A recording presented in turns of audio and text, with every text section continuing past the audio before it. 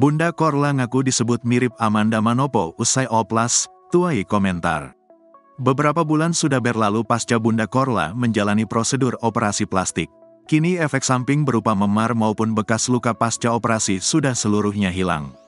Hasil dari operasi plastik pun sudah dapat dilihat secara sempurna. Wajahnya jadi nampak lebih muda. Bunda Korla mengungkap pengalamannya saat bertemu orang-orang di sekitar pasca operasi. Imbas tak pernah bercermin, Bunda Korla dibuat takjub ketika melihat perubahan wajahnya. Para penggemar bahkan menyebut wajah Bunda Korla jadi mirip penyanyi Siti Nurhaliza dan Amanda Manopo. Akhirnya ada yang bilang mirip sama Siti Nurhaliza sama Amanda Matopolo. Hah, Manopo, kata Bunda Korla. Selama menjalani oplas, Bunda Korla yang sehari-hari bekerja di restoran di Jerman, pun mengambil cuti.